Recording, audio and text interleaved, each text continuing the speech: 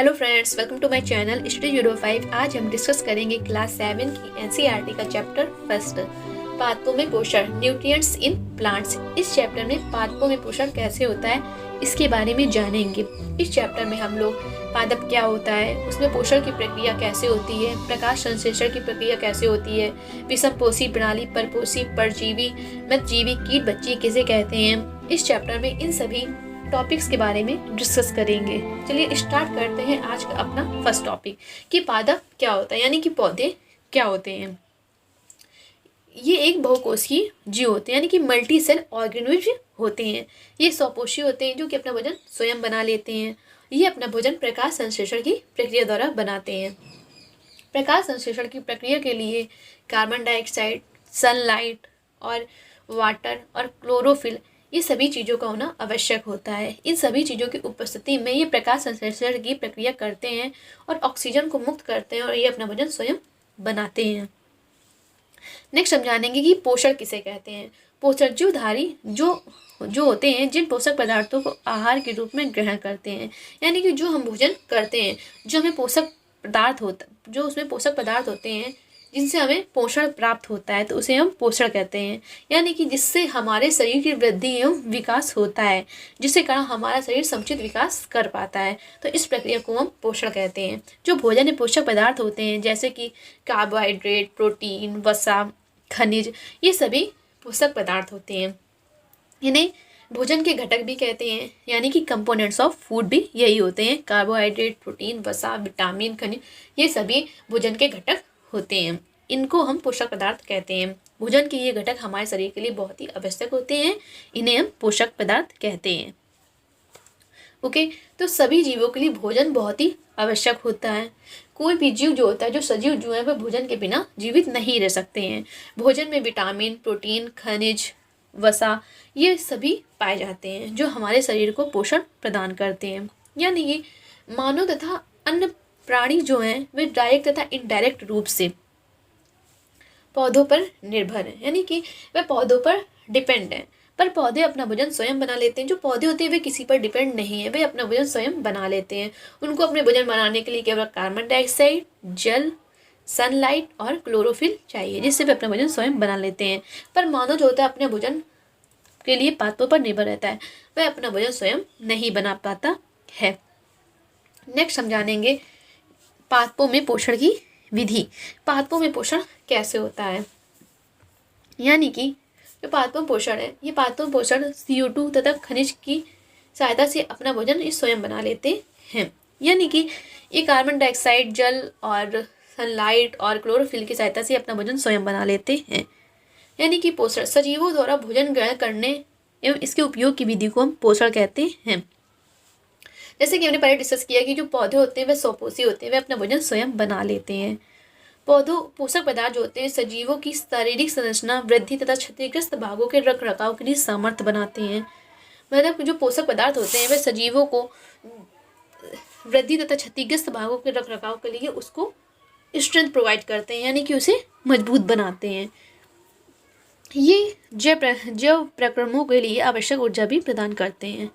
तो सजीवों द्वारा भोजन ग्रहण करने में इसके उपयोग की विधि को हम पोषण कहते हैं। यानी कि जो हम भोजन ग्रहण करते हैं उससे हमें एनर्जी मिलती है, जो कि हमें क्षतिग्रस्त भागों के रख रखाव के लिए भी स्ट्रेंथ प्रोवाइड करती है। एंड हमें जो हमारा शरीर उसका उपयोग करता है उससे हमें पोषक पदार्थ मिलता है, जिसे हम पोषण कहते हैं, जिससे हमारे शरीर का पोषण होता है। न्यूट्रिशंस मिलते हैं जैसे कि प्रोटीन है, वसा, ये सभी हमारे शरीर को स्ट्रेंथ प्रोवाइड करते हैं।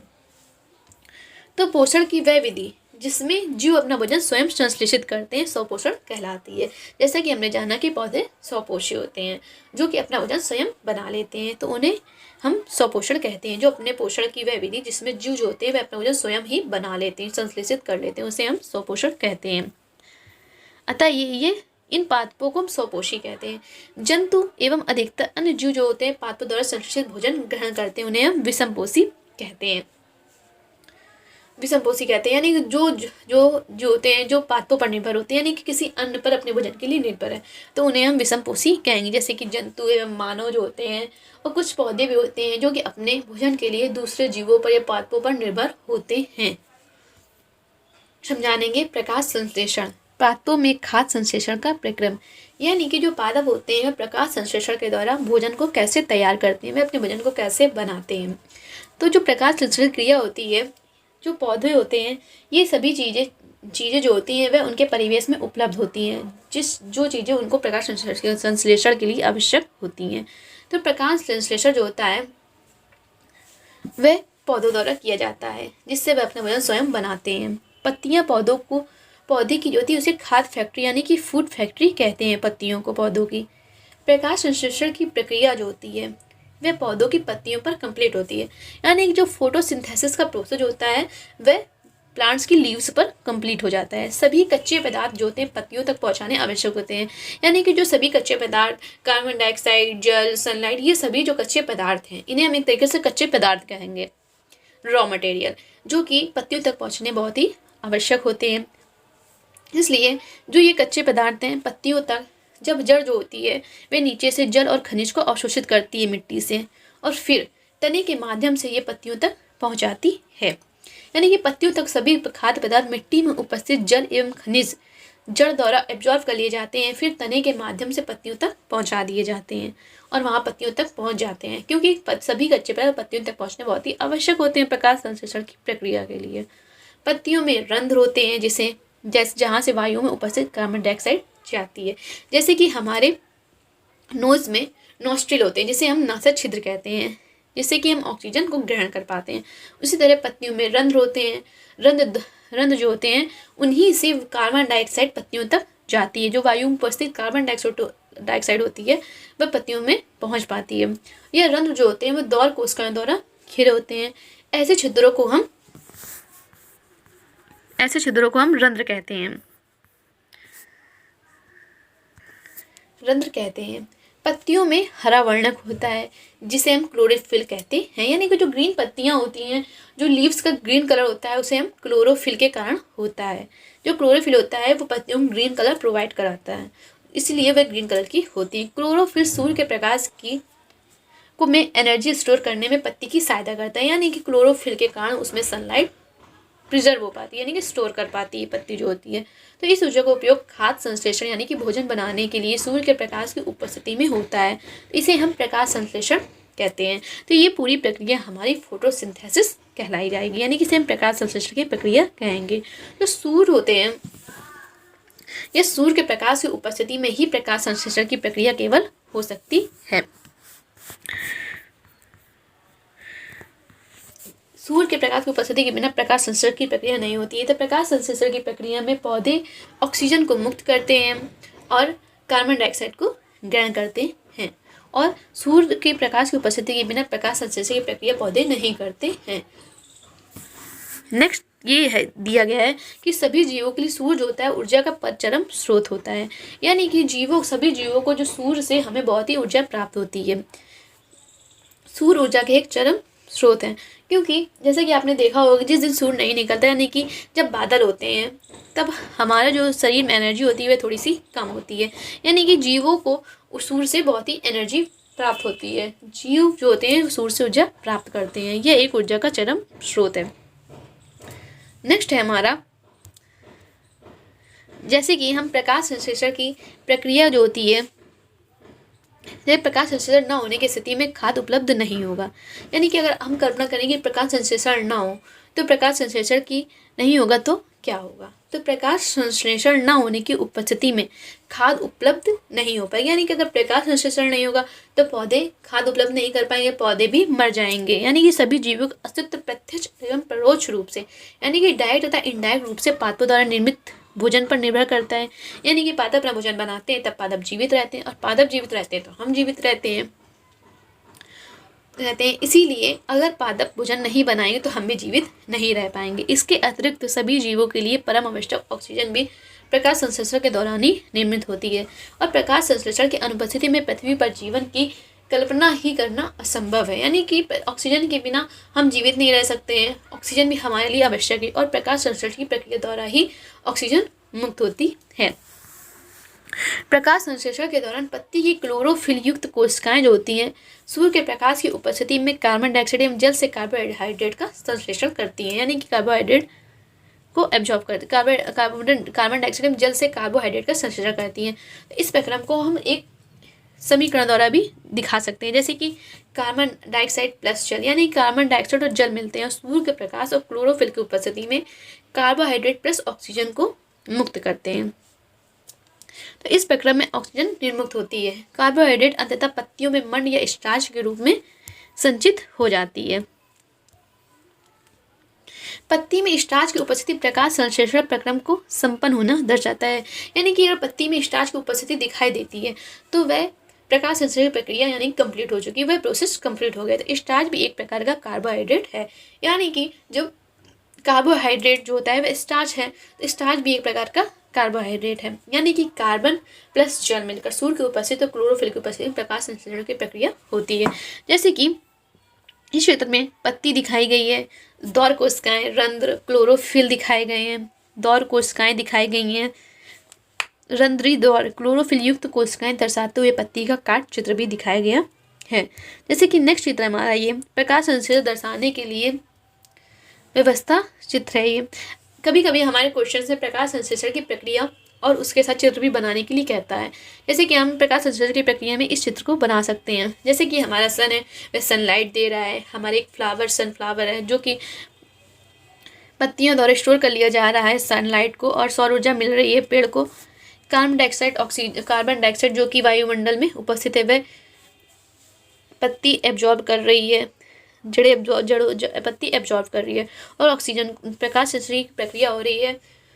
जड़ जो जल एवं खनिज प्रोवाइड करा रही है, जिससे कि तने के माध्यम से वह पत्ती तक पहुंच जाता है और पेड़ जो है वह ऑक्सीजन को मुक्त कर रहे हैं। तो ये हमारी पूरी प्रक्रिया जो होती है प्रकाश संश्लेषण की प्रक्रिया है।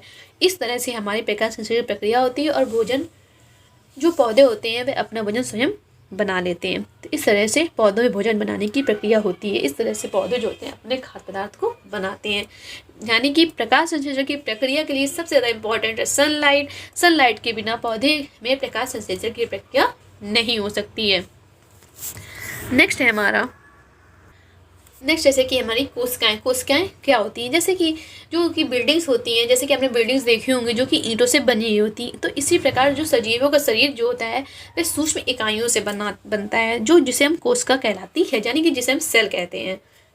कोशिकाओं को सूक्ष्मदर्शी द्वारा देखा जा सकता है, यानी कि इसे बहुत ही ये माइक्रो होती हैं, यानी कि इसे माइक्रोस्कोप द्वारा देख सकते हैं, यानी कि बहुत ही छोटी छोटी यानी सूक्ष्म होती हैं, जिन्हें कि हम नग्न आंखों से यानी कि बिना माइक्रोस्कोप से नहीं देख सकते। कोशिकाओं को सूक्ष्मदर्शी द्वारा देखा जा सकता है। कुछ जीव मात्र एक कोशिका के बने होते हैं। कोशिका एक पतली बाह्य रचना द्वारा घिरी होती है, जिसे कोशिका झिल्ली कहते हैं, जैसा कि इस पिक्चर में दिखाया गया है।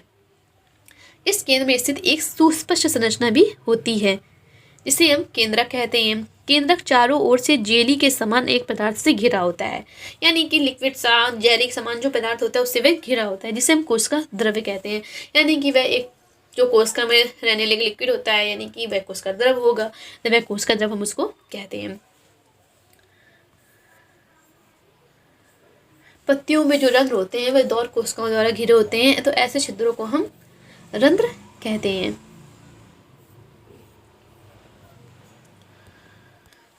नेक्स्ट है हमारा पादपों में कार्बोहाइड्रेट के अतिरिक्त अन्य खाद्यों का संश्लेषण।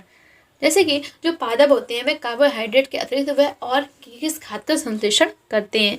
जैसे कि प्रकाश संश्लेषण के प्रक्रम में कार्बोहाइड्रेट का संश्लेषण करते हैं। वह प्रकाश संश्लेषण का प्रक्रम होता है वह कार्बोहाइड्रेट का संश्लेषण करते हैं। कार्बोहाइड्रेट जो होता है कार्बन, हाइड्रोजन एवं ऑक्सीजन से बनते हैं। इनका उपयोग खाद्य के अन्य घटकों के संश्लेषण में होता है, परंतु प्रोटीन नाइट्रोजनी पदार्थ है, यानी जो प्रोटीन होता है वह नाइट्रोजनी पदार्थ होता है, जिनमें कार्बन, ऑक्सीजन एवं नाइट्रोजन के अतिरिक्त नाइट्रोजन भी होते हैं। तो हम ये जानेंगे कि पादपों को नाइट्रोजन प्राप्त कहाँ से होता है, क्योंकि ये नाइट्रोजन का अगर संश्लेषण करता है, इनके लिए नाइट्रोजन आवश्यक है, तो आखिर ये हमें प्राप्त कहाँ से होता है, तो ये हमें खाद्य से प्राप्त होता है। जैसे कि वायु में नाइट्रोजन गैसीय अवस्था में होती है। जैसे कि हमने पढ़ा था प्रीवियस चैप्टर में कि वायु में जो गैस जो होती है नाइट्रोजन गैसीय अवस्था में प्रचुर मात्रा में पाई जाती है, यानी कि सबसे ज़्यादा हमारी वायुमंडल में नाइट्रोजन गैस पाई जाती है। 78% हमारे वायुमंडल में नाइट्रोजन गैस पाई जाती है, परंतु जो प्लांट्स होते हैं वह इसका सीधा डायरेक्ट तरीके से उपयोग नहीं कर सकते हैं, यानी कि वह डायरेक्ट इसे ऑब्जॉर्व नहीं कर सकते हैं, इस रूप में गैसीय अवस्था में इसे ऑब्जॉर्व नहीं कर सकते। तो मिट्टी में कुछ मतलब विशेष जीवाणु होते हैं, कुछ विशेष होते हैं जो गैसीय नाइट्रोजन को उपयोगी यौगिकों में परिवर्तित कर मृदा में मतलब कि मिक्स कर लेते हैं, निर्मुक्त करते हैं। ये विलेय पदार्थ जो होते हैं पादपों द्वारा जल के साथ अवशोषित कर लिए जाते हैं। संभवतः जैसे कि आपने देखा होगा किसान जो होते हैं अपने खेतों में खाद डालते, उर्वरक तथा खाद डालते हैं जिसमें नाइट्रोजन पदार्थों की प्रचुरता होती है। तो इस प्रकार अन्य संघटकों के साथ नाइट्रोजन जो पादप की नाइट्रोजन की मांग की आपूर्ति हो जाती है। इसके पश्चात पादप खाद के अन्य संघटकों जैसे कि प्रोटीन तथा वसा का संश्लेषण करते हैं।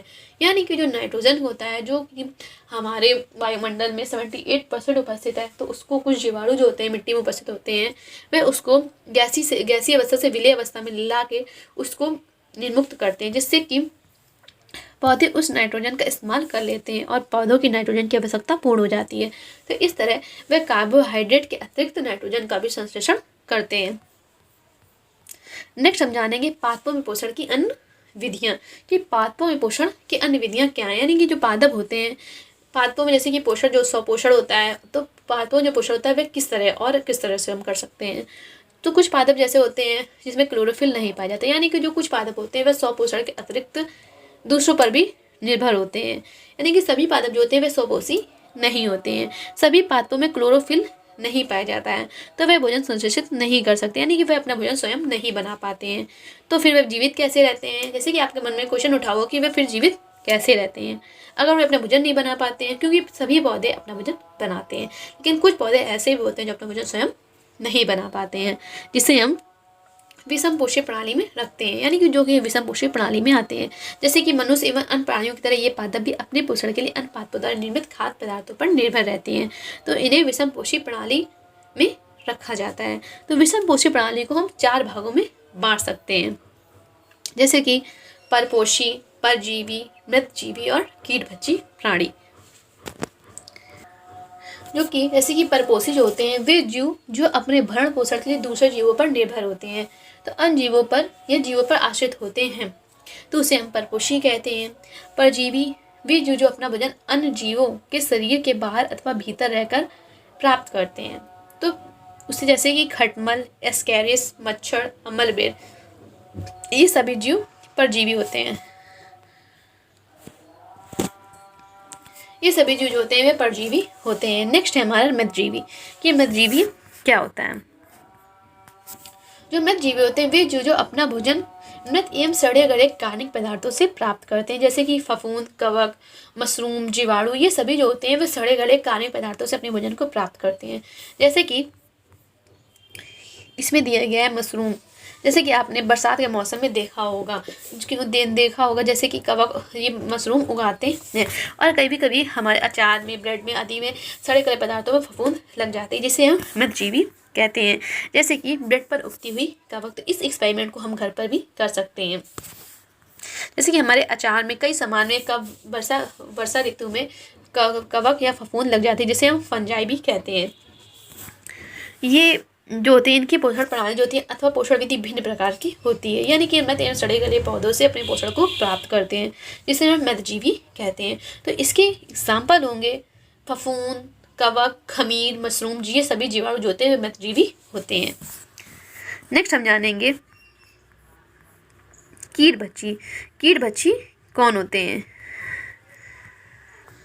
कीटभक्षी वे जीव या वे पादप जो कीटों का भक्षण करते हैं, जैसे कि वीनस फ्लाई ट्रैप तथा सनड्यू कीटभक्षी होते हैं। यानी कि वे पादप जो कीटों का भक्षण कर लेते हैं, यानी कि जो कीटों को खा लेते हैं, तो उसे हम कीटभक्षी पादप कहेंगे। यानी कि इससे नाम से पता चल रहा है कीटभक्षी यानी कीटों का भक्षण करने वाला पादप, जैसे कि वीनस फ्लाई ट्रैप तथा सनड्यू कीटभक्षी पादपों के उदाहरण होते हैं। जैसे कि इसमें घटपर्णी पिचर का पादप भी दिखाया गया है, जैसे कि इसमें मटके नुमा या घड़े के नुमा संरचना होती है।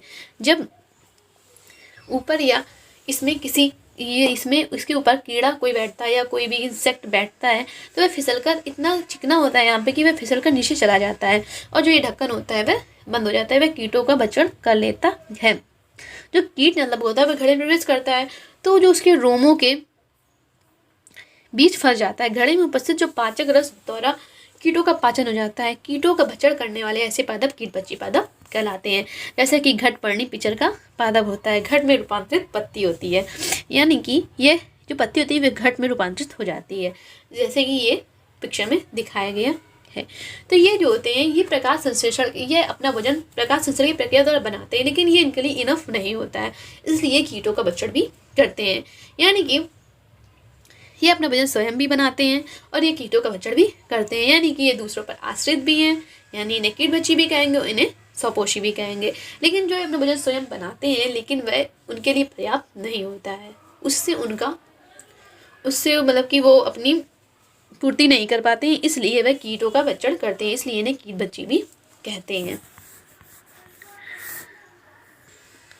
मृदा में पोषकों की पुनःपूर्ति किस प्रकार होती है? जैसे कि नेक्स्ट टॉपिक है हमारा, मृदा में पोषकों की पुनःपूर्ति किस प्रकार होती है। यानी कि मिट्टी में जब पोषक पदार्थ खत्म हो जाते हैं, यानी कि जो मिट्टी होती है वह लगातार मिट्टी से जड़ द्वारा जल एवं खनिज अवशोषित कर लिए जाते हैं और पत्तियों तक पहुंचाए जाते हैं तने के माध्यम से।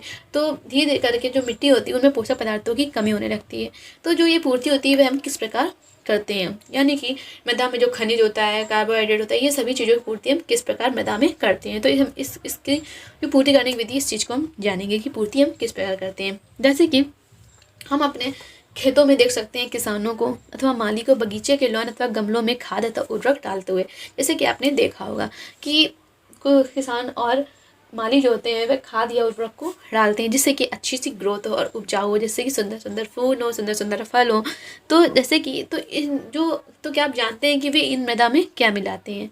जैसे कि पादप जो होते हैं मृदा से खनिज पोषक तत्व अवशोषित करते हैं, यानी कि जैसे कि हमने बताया है कि जो मिट्टी से जड़ द्वारा आदि से सभी पोषक पदार्थ अवशोषित कर लिए जाते हैं, अतः मृदा में जो इनकी मात्रा लगातार कम होती जाती है। उर्वरक एवं खाद जो होते हैं, खाद में नाइट्रोजन, पोटेशियम, फास्फोरस जैसे पोषक पदार्थ होते हैं, प्रचुर मात्रा में उपलब्ध होते हैं, जैसे कि हमारी मिट्टी में फिर से वही चीज़ आ जाती है पोषक पदार्थों के लिए। तो पादपों द्वारा लगातार उपयोग किए जाने के कारण मृदा में उनकी मात्रा धीरे धीरे कम हो जाती है, इसलिए मृदा को इन पोषक तत्वों को समृद्ध करने के लिए, यानी कि इनकी पूर्ति करने के लिए भूमि में उर्वरक तथा खाद मिलाने की आवश्यकता होती है। यदि हमें पादप की पोषण की आवश्यकता के बारे में ज्ञान हो, यदि हम पादप में पोषण की आवश्यकता के बारे में अगर जानते हो तो हम न केवल पादपों को उगा सकते हैं बल्कि उन्हें स्वस्थ भी रख सकते हैं, यानी कि उसको हम अच्छे से उपजाऊ बना सकते हैं मिट्टी को, जिससे कि अच्छे अच्छे पौधे होंगे और फूल होंगे, जिससे कि मिट्टी उपजाऊ बनी रही। अगर हमें इसके बारे में यदि जानकारी हो तो पादपों को प्रोटीन बनाने के लिए समांतर नाइट्रोजन की अधिक आवश्यकता होती है। फसल कटाई के बाद मृदा में नाइट्रोजन की कमी हो जाती है। यद्यपि वायु में नाइट्रोजन गैस प्रचुर मात्रा में उपलब्ध होते हैं, परंतु पादप इसका उपयोग इस प्रकार करने में असमर्थ होते हैं जैसे वे कार्बन डाइऑक्साइड का उपयोग करते हैं। पौधे नाइट्रोजन को विलेय रूप में ही अवशोषित कर सकते हैं। तो कुछ जीवाणु जो राइबोजोबियम कहलाते हैं वायुमंडलीय नाइट्रोजन को विलेय पदार्थों में परिवर्तित कर देते हैं, परंतु राइबोजोबियम अपना भोजन स्वयं नहीं बना सकते हैं। ये चना, मटर, मूंग, दाल तथा अन्य फलीदार पादपों की जड़ों में रहते हैं तथा उन्हें नाइट्रोजन की आपूर्ति करते हैं, यानी कि उन्हें की नाइट्रोजन की जो नीड होती है उसको पूरा करते हैं, उसको कंप्लीट करते हैं। लेकिन अधिकतर दालें जो होती हैं फलीदार पादपों से ही प्राप्त होती हैं। जो हम दालें खाते हैं तो वे फलीदार पादपों से ही, पौधों से ही हमें प्राप्त होती हैं, जिसे हम फलीदार पौधा कहते हैं तथा अन्य नाइट्रोजन की आपूर्ति करते हैं। उसमें राइबोजोबियम होता है जो कि नाइट्रोजन की आपूर्ति करता है और राइबोजोबियम को वह आवास प्रदान करता है। इसके बदले पादप जो होता है राइबोजोबियम जीवाणु को आवास एवं खाद प्रदान करते हैं तथा इनमें सहजीवी संबंध होते हैं, यानी कि ये एक दूसरे पर निर्भर है, क्योंकि मिट्टी को नाइट्रोजन चाहिए और दालों को मिट्टी को नाइट्रोजन चाहिए और राइबोजोबियम को आवास चाहिए, इसलिए यह एक दूसरे के लिए सहजीवी संबंध शो करते हैं। इस संबंध का किसानों के लिए एक विशेष महत्व होता है। दालों की फसलों के लिए उन्हें मृदा से नाइट्रोजन उर्वरक देने की आवश्यकता नहीं पड़ती है, यानी कि पेड़ों को अलग से नाइट्रोजन की आवश्यकता नहीं पड़ती है राइबोजोबियम के कारण। तो दालों की फसलों के लिए उन्हें मृदा में नाइट्रोजनी उर्वरक देने की आवश्यकता नहीं पड़ती है। तो यही नहीं, दाल की फसल उगाने के बाद अगली फसल के लिए भी समानता उर्वरकों को आवश्यकता नहीं रहती है नाइट्रोजन की, यानी कि जो राइबोजोबियम होते हैं वह पेड़ों को नाइट्रोजन की पूर्ति करते हैं, जो उनको नीड होती है वह नाइट्रोजन को पूर्ति करते हैं। और जो राइबोजोबियम होता है उनके पास नाइट्रोजन होता है और उसके पास एक उसको प्रदान करने के लिए घर होता है एक तरीके से। तो वह एक दूसरे से सहजीवी संबंध प्रकट करते हैं, यानी कि वह दोनों एक दूसरे पर निर्भर हैं। वह उसको नाइट्रोजन प्रदान करता है और वह उसको आवास प्रदान करती है, वह एक दूसरों की नीड को पूरा कर रहे हैं, तो इसे हम सहजीवी संबंध कहेंगे। जैसे कि इसमें सहजीवी संबंध है, बताया गया है कि कुछ जीव जो होते हैं एक दूसरे के साथ रहते हैं तथा अपना आवास एक एवं पोषक तत्व एक दूसरे के साथ बांटते हैं, इसे हम सहजीवी संबंध कहते हैं। जैसे कि कुछ कवक जो होते हैं वृक्षों की जड़ों में रहते हैं। जैसे कि आपने देखा होगा कि जब कुछ पुराने जड़ होते हैं जिसमें पानी ज़्यादा पड़ता है तो उसमें कवक हो जाते हैं। वृक्ष कवक को पोषण प्रदान करते हैं, बदले में जिन्हें उन्हें जल एवं पोषकों के अवशोषण में सहायता मिलती है। वृक्ष के लिए इस संबंध का विशेष महत्व होता है। तो जैसे कि हम लाइकेन कहते हैं, लाइकेन कहे जाने वाले कुछ जीवों में दो भागीदार होते हैं, इनमें से एक शैवाल होता है तो दूसरा कवक। तो शैवाल में क्लोरोफिल उपस्थित होता है जबकि कवक में क्लोरोफिल नहीं होता है। इस कवक जो होता है, कवक शैवाल को रहने का स्थान, जल एवं पोषक तत्व उपलब्ध कराता है तथा बदले में शैवाल प्रकाश संश्लेषण द्वारा संश्लेषित खाद्य कवक को दे देता है। तो ये दोनों ही जो है वे एक दूसरे की सहायता कर रहे हैं जीवन को आगे बढ़ाने के लिए, तो इसे हम सहजीवी संबंध कहेंगे। जैसे कि राइबोजोबियम होता है वह पौधों को नाइट्रोजन देता है और पौधे जो होते हैं वह उसको आवास प्रदान करते हैं। तो इसी तरह सभी लोग जो होते हैं वह कुछ जीव जो होते हैं एक दूसरे के साथ रहते हैं और उनकी नीड को पूरा करते हैं तथा अपने आवास तथा पोषक तत्व एक दूसरे के साथ बांटते हैं।